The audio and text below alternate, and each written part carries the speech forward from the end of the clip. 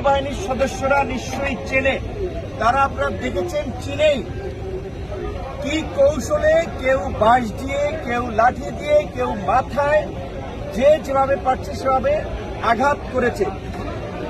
পুলিশের ঊর্ধ্বতন কর্তৃপক্ষ জানিয়েছে পুলিশ এই ঘটনায় জড়িত না, পুলিশের পক্ষ থেকে কোনো নির্দেশনা দেওয়া হয় নাই।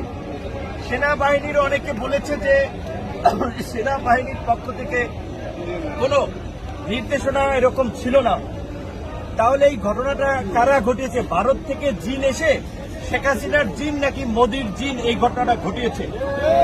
তাই আমরা পুলিশ প্রধান এবং সেনা প্রধানকে পরিষ্কারভাবে বলতে চাই, আপনারা যদি এই ঘটনায় নির্দেশনা দিয়ে না থাকেন, আপনাদের অধীনস্থ সেনাবাহিনী, পুলিশের ঊর্ধ্বতন কর্তৃপক্ষ যদি এই বর্বরচিত হামলা, যেটা হত্যার উদ্দেশ্যে পরিচালিত হয়েছে, এই হামলার নির্দেশনা দিয়ে না থাকে, তাহলে কারা দিয়েছে, কোথা থেকে এই ঘটনার নির্দেশনা এসেছে, সেই ঘটনাটা নিরপেক্ষ তদন্ত করে জড়িতদেরকে বিচারের মুখোমুখি করবেন, এটা আমাদের প্রত্যাশা। কিন্তু আমরা দেখতে পেয়েছি ওই আমরা যে নতুন বাংলাদেশের কথা বলি, কার্যত 1 বছরে বাংলাদেশের কৃষ্টি, কালচার, রাষ্ট্রীয় ব্যবস্থার কিছু পরিবর্তন হয় নাই, শুধুমাত্র ভাগবাটোয়ারার ব্যক্তিদের পরিবর্তন হয়েছে।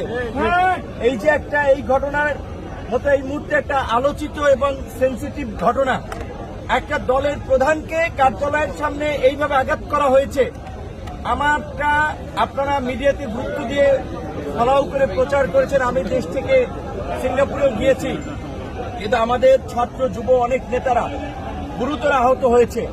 আমার নাকের দিকে তাকালে দেখবেন আমার ডান নাক, এই নাকের কিন্তু ডান সাইড দিয়ে বাঁকা, কারণ এই ফ্র্যাকচারের কারণে, প্লাস এখানে ডেভিয়েশন আছে। এই মেজর অপারেশনটা এবং সামগ্রিক মূল্যায়নের জন্য আমরা সিঙ্গাপুরে গিয়েছিলাম। একটা বলেছে এইটা প্রথম 1 সপ্তাহ, ঘটনার 1 সপ্তাহ পরে করতে, অথবা 4 মাস পরে। তারা জানুয়ারিতে ডেট দিয়েছে। এইভাবে টার্গেট করে আঘাত করা হয়েছে। প্রকৃতটা আমাকে বলতে হবে, শেখ হাসিনার আমরা ফেসিবাদের সময় বলি, এই ফেসিবাদের সময়ও শেখ হাসিনার গদিকে চ্যালেঞ্জ করে আন্দোলন করেছিলাম আমরা। আমাদের উপরে আইন শৃঙ্খলা বাহিনীর এই রকমের বর্বরচিত হামলা হয়নি। তাহলে এইটা একটা টার্গেট অপারেশন ছিল, আমাদেরকে টার্গেট করে অন্যদেরকে মেসেজ দেওয়ার জন্য এই হামলা পরিচালিত হয়েছে।